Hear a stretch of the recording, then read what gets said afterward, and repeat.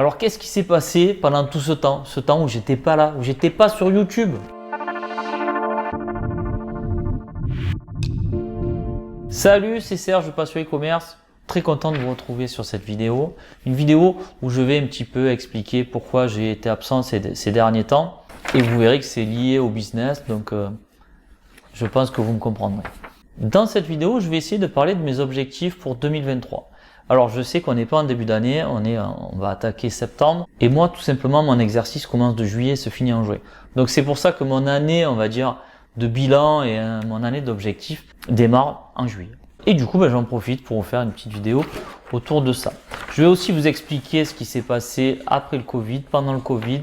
Ça, on en a déjà parlé dans des anciennes vidéos et ça remonte à loin le Covid.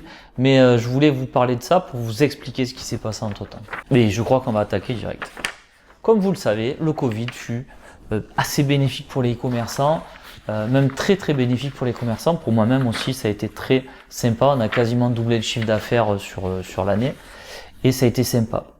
Je parle bien sûr du Covid en version commerce. Bien sûr que le Covid en lui-même a été une catastrophe. Je préfère quand même le signaler parce qu'on dirait que je parle du Covid comme si c'était une bénédiction, mais pas du tout. Donc oui, le post-Covid en fait. Parce que tous les e-commerçants que je connais finalement ont réussi pendant cette période et ça a été bénéfique. Par contre, on va dire que le post-Covid a été beaucoup plus compliqué pour certains. Alors je parle même pas des commerces, parce que là c'est même pas la peine, mais je parle surtout des e-commerçants.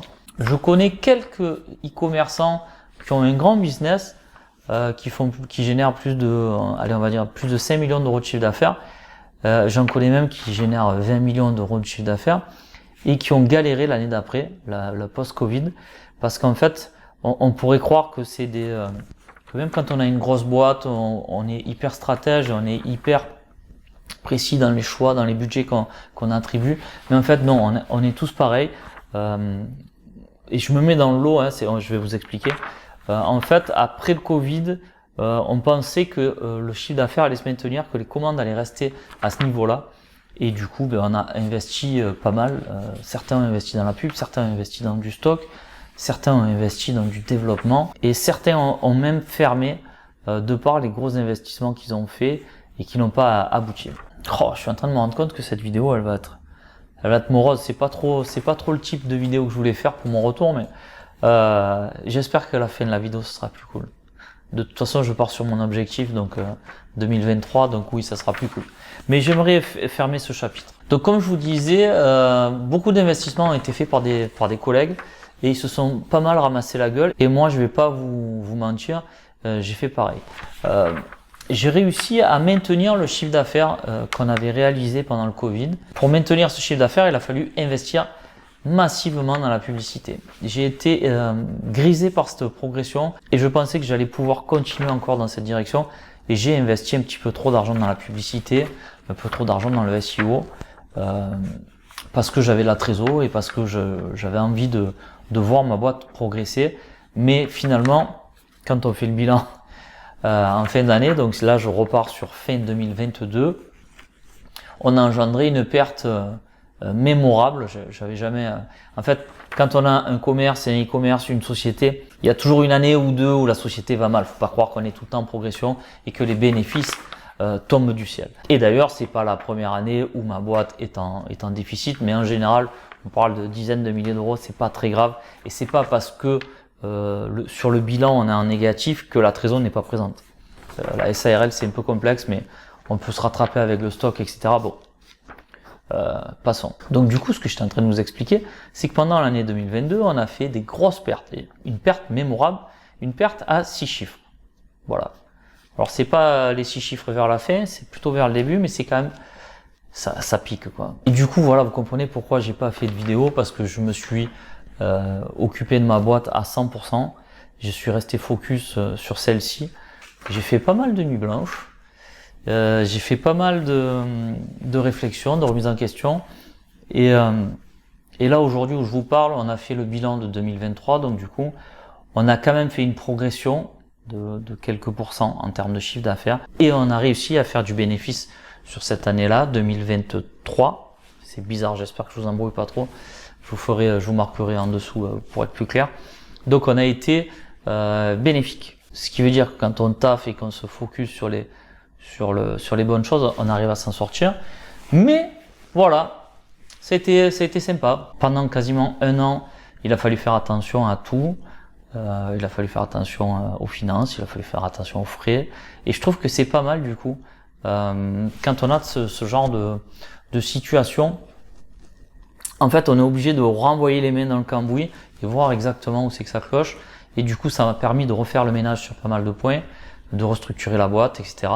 Et finalement, c'est un bien pour un mal. Bon, j'ai quand même souffert pendant un an, mais ce que cela m'a appris, ça m'a permis d'être encore plus attentif aux finances, parce que les finances, c'est le nerf de la guerre, et la trésor aussi. Donc voilà pour cette partie.